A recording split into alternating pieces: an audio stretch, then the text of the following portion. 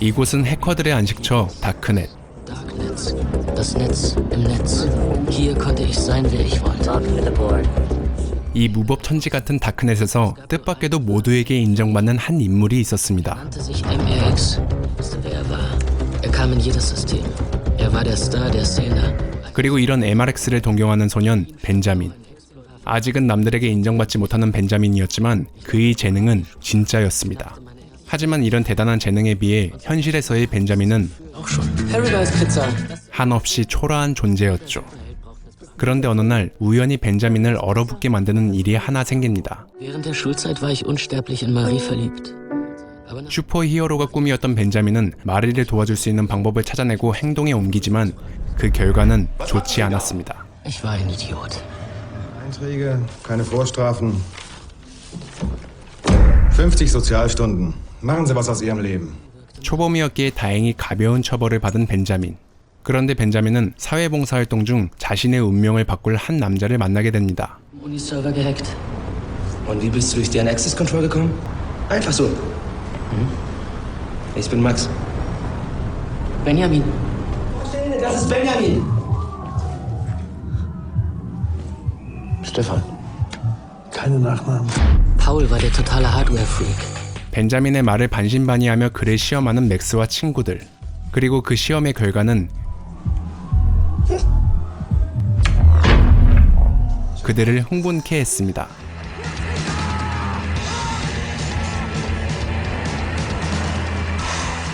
벤자민은 새 친구들을 사귐과 동시에 마리와도 조금씩 가까워지는 기회를 얻게 되지만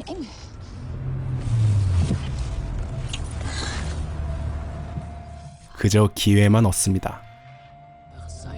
벤자민에게 새로운 삶의 방식을 알려주는 맥스. Lassen sich einlullen, die. Alle wollen Sicherheit. Es gibt keine Sicherheit. Wenn du das einmal begriffen hast, weißt du, dann. Du musst nur zugreifen. So unterschiedlich. Servern. Die größte Sicherheitslücke ist der Mensch. Du hackst Menschen. Exakt. Große Kunst der Täuschung. Social Engineering.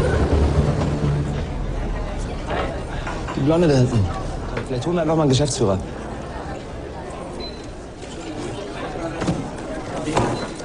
그리고 맥스와 친구들은 벤자민과 함께 자신들의 해커 명성을 쌓기 시작하고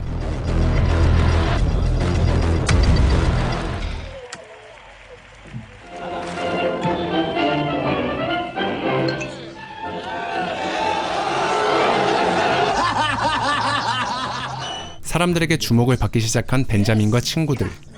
그러자 맥스는 친구들에게 자신들이 브랜드가 되어야 한다고 주장합니다. 벤자민은 그렇게 들떠있는 맥스에게 하나의 이름을 꺼내봅니다. Brauchen wir jetzt nur noch einen Namen. Wie wär's denn mit Clay? Clowns laughing at you.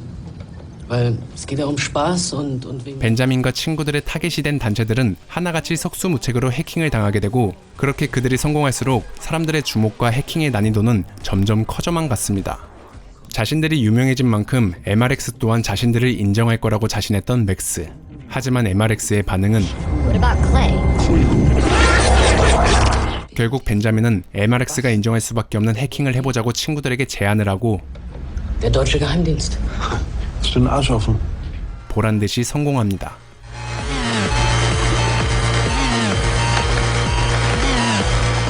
그렇게 성공의 기쁨도 잠시 벤자민은 마리와 맥스가 키스하는 장면을 우연히 목격하게 되고 그렇게 맥스와 벤자민은 사이가 틀어져 버립니다.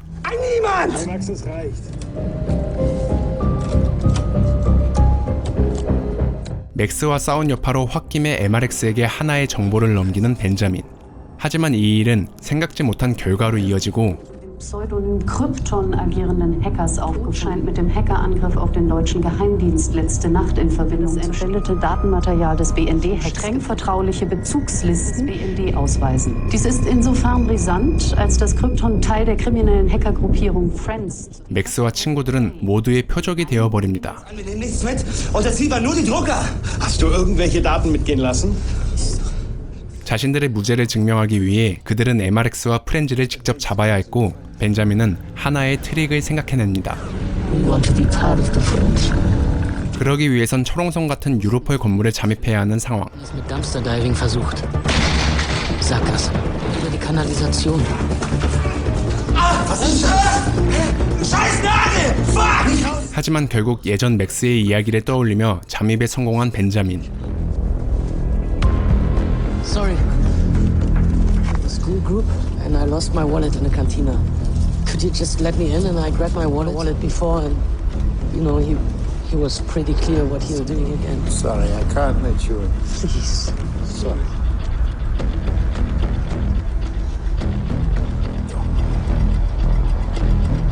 Wait. I found it. Einen sogenannten Evil Twin. 드디어 벤자민은 MRX를 잡을 수 있다 확신하지만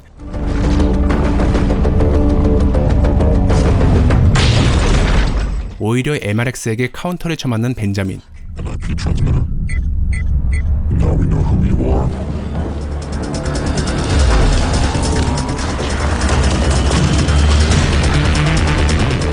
결국 이 사건을 계기로 친구들은 모두 죽고 벤자민은 자신이라도 살아남기 위해 경찰에 자수를 합니다.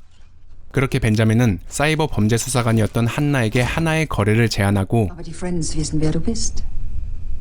Du willst eine neue Identität. Du willst in das Zeugenschutzprogramm. Ich Ihnen NRX.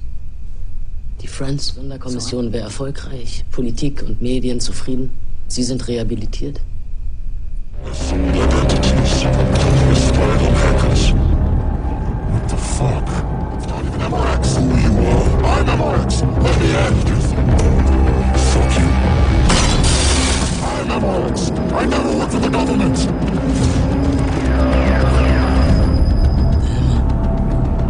An IP-Transmitter. You told me.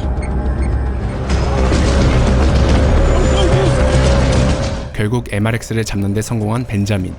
하지만 뜻밖에도 한나는 벤자민에게 청천벽력 같은 말을 합니다. Disqualifiziert dich für das Zeugenschutzprogramm.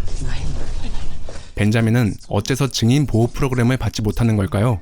그리고 과연 벤자민은 예전의 자신처럼 다시 사회 속 투명 인간이 될 수 있을까요? 지금까지 영화 후에마이였습니다.